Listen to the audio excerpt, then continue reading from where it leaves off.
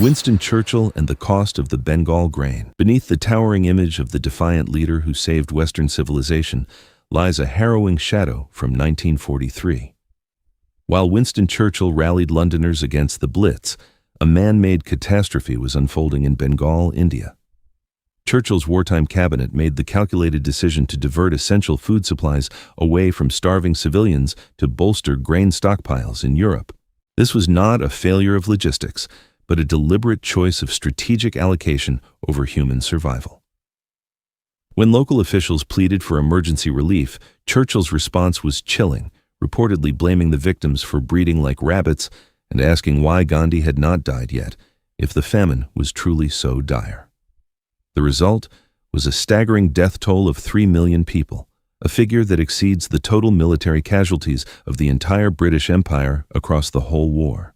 The most jarring detail of this tragedy is that while millions of Bengalis were reduced to eating grass and roots to survive, local warehouses remained filled with grain. These supplies were strictly guarded and exported under direct orders from London to prepare for potential future shortages in Greece and Britain that never actually materialized.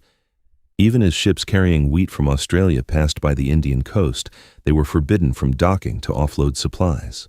This prioritization of imperial interests over human life remains one of the darkest stains on the legacy of the Great Britain, revealing a brutal hierarchy of worth within the Allied cause. Arthur Harris and the Firestorm of Dresden. The strategic bombing of Dresden in February 1945 remains one of the most controversial chapters of the air war in Europe. Under the command of Air Chief Marshal Arthur Harris, known as Bomber Harris, the British Royal Air Force launched a series of raids that targeted not a military fortress, but a cultural landmark overflowing with refugees. Over 796 Lancaster bombers dropped more than 1,400 tons of high-explosive bombs and 1,100 tons of incendiaries on a city with little strategic industry left in liquid fire. The death toll is estimated at 25,000 people, though many were vaporized beyond recognition. While Harris argued that total war necessitated the destruction of German morale, the sheer scale of civilian suffering in a city near the war's end sparked intense debate even within the Allied High Command. This deliberate destruction of a non-military target serves as a stark reminder that the line between liberation and annihilation was often blurred by the cold calculations of victory.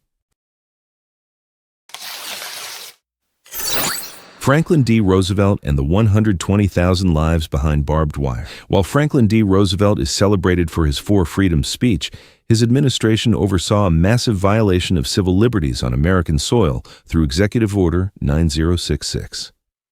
Following the attack on Pearl Harbor, over 120,000 individuals of Japanese ancestry were forcibly removed from their homes on the West Coast. 2/3 of these people were United States citizens, born and raised in America, yet they were treated as enemy aliens without a single charge or trial.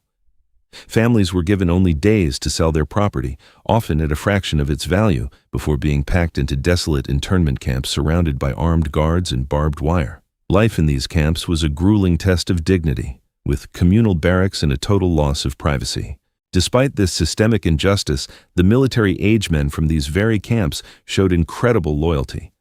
In a profound irony of history, the 442nd Regimental Combat Team, composed almost entirely of Japanese Americans, became the most decorated unit in United States military history for its size and length of service, earning 21 Medals of Honor, while their own parents and children remained imprisoned as perceived threats behind American fences. This dark chapter reveals how easily fear can erode the foundational values of a democracy, leading a nation to betray the very principles of liberty it was fighting to protect abroad. The Red Army and the Violence in Berlin, 1945. As the Eastern Front collapsed, the Soviet Red Army surged into Berlin with a vengeance fueled by years of Nazi atrocities on Russian soil. While history books often celebrate this moment as the ultimate liberation of Europe, for the civilian population of Berlin, it was a descent into a living nightmare. Soldiers, often encouraged by state-sponsored propaganda to take their ultimate revenge, viewed the city not just as a military objective, but as a territory for unrestricted plunder and personal retribution. In the chaos of the city's fall, an estimated 2 million German women became victims of systematic sexual violence, a staggering figure derived from hospital records and the sudden, desperate spike in abortion requests during the summer of 1945. This was not merely the action of a few rogue elements, but a widespread, catastrophic breakdown of military discipline that lasted for several brutal weeks. Survivors recalled a city where women of all ages, from young girls to the elderly, smeared their faces with soot or hid in cramped air raid shelters to avoid detection by patrolling squads. Along with this human toll, Soviet trophy brigades systematically stripped the city of its industrial machinery and cultural treasures, shipping everything back to the Soviet Union as war reparations. This brutal reality shatters the idealized image of the Red Army as a simple force of liberation, revealing a victory that was as much about terrifying, unchecked retribution as it was about ending the war. Operation Paperclip and the whitewashing of Nazi crimes. At the end of the war, a secret race began between the United States and the Soviet Union to secure the scientific minds behind Hitler's most advanced weaponry. Operation Paperclip was the covert American mission that successfully recruited over 1,600 German scientists, engineers, and technicians. To facilitate this massive intellectual heist, the United States Joint Intelligence Objectives Agency actively scrubbed the dark records of these men, many of whom were ardent members of the Nazi Party and high-ranking SS officers with blood on their hands. Among them was Wernher von Braun, the man who would later be hailed as an American hero for leading the Apollo moon landing program. However, his past was far darker than the American public was ever led to believe during the space race. The V-2 rockets von Braun, designed for the Third Reich, were manufactured in the underground Mittelwerk factory using slave labor from the Dora Mittelbau concentration camp, where over 20,000 prisoners died from exhaustion and brutality, meaning more people died building these rockets than were actually killed by their explosions in London. By granting these men total immunity and high-status positions within the government, the United States made a calculated moral trade-off, prioritizing Cold War technological supremacy over the pursuit of justice for victims of the Holocaust. The Katyn Massacre and the betrayal of colonial soldiers. The liberation of France in 1944 was fought not just by Frenchmen, but by thousands of West African soldiers known as the tirailleurs sénégalais. These loyal men had survived the brutal front lines in German prisoner-of-war camps, truly believing they were fighting for the same liberté as their European comrades. However, when they were finally returned to the tirailleurs camp in Senegal to be demobilized, they were met with a cold, racist reality that shattered their hopes. The French military authorities stubbornly refused to pay them their back wages, pensions, and the promised demobilization bonuses, treating these war veterans like second-class citizens unworthy of fair compensation. When the veterans peacefully protested to demand the money they had rightfully earned in the bloody trenches, the response was a senseless bloodbath. In the early morning of December 1, 1944, French troops turned machine guns on their own African comrades, killing between 70 and 300 unarmed soldiers in a massacre that the French government would systematically cover up for nearly 70 years. This was a betrayal of the highest order. Men who had shed blood for France were slaughtered by the very officers they had served under, simply for asking for their pay. The official archives were manipulated to label the victims as mutineers, a state-sponsored lie intended to justify a crime that exposed the deep-seated white supremacy lingering within the heart of the Allied mission to free the world from tyranny.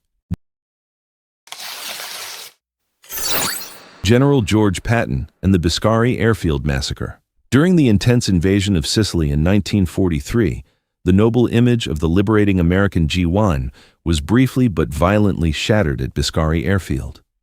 Soldiers from the 45th Infantry Division, fueled by aggressive rhetoric and the chaotic heat of combat, committed two separate horrific massacres involving 71 Italians and 2 German prisoners of war. These men had already surrendered, laid down their weapons, and were being held under guard when they were suddenly lined up and shot in cold blood by their captors.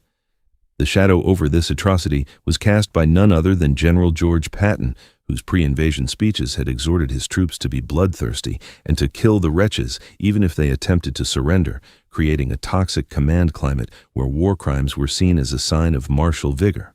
While 2 specific soldiers eventually faced court-martial for these acts, The defense argued they were merely following the aggressive spirit of Patton's direct orders.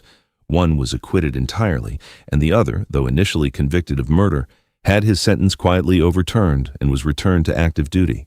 This disturbing incident highlights a grim and enduring double standard in military justice, where the righteous victors could bypass the Geneva Convention with near total impunity, as long as the victims were wearing the enemy's uniform.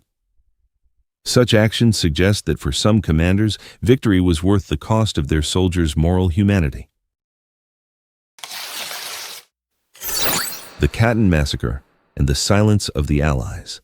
In the spring of 1940, the Soviet secret police, the NKVD, systematically executed over 22,000 Polish military officers, policemen, and intellectuals in the Katyn forest. Each victim was killed with a single bullet to the back of the head, their bodies piled into mass graves to erase the future leadership of the Polish nation. When the graves were discovered in 1943, Joseph Stalin brazenly blamed the Nazis, a lie that the Soviet Union would maintain for half a century.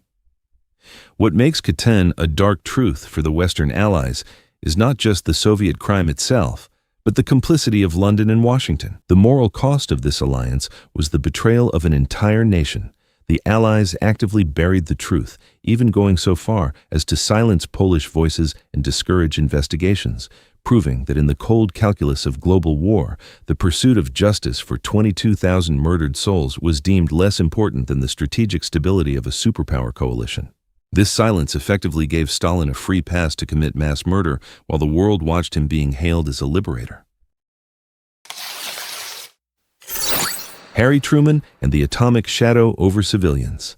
The conventional narrative of World War II ends with the mushroom clouds over Hiroshima and Nagasaki, presented as a necessary evil to prevent 1 million American casualties. However, historical records from 1945 paint a more complex and unsettling picture. By August of that year, Japan was a broken nation. Its navy was at the bottom of the sea, its cities were burned out, and its people were starving under a total naval blockade. High-ranking military figures, including General Dwight Eisenhower and Admiral William Leahy, later stated that the atomic bombs were not a military necessity for winning the war. The chilling reality suggests that the 200,000 lives lost in those two cities were not sacrificed to end the war with Japan, but rather to serve as a terrifying demonstration of power aimed at the Soviet Union, signaling the dawn of American nuclear hegemony as the Cold War loomed.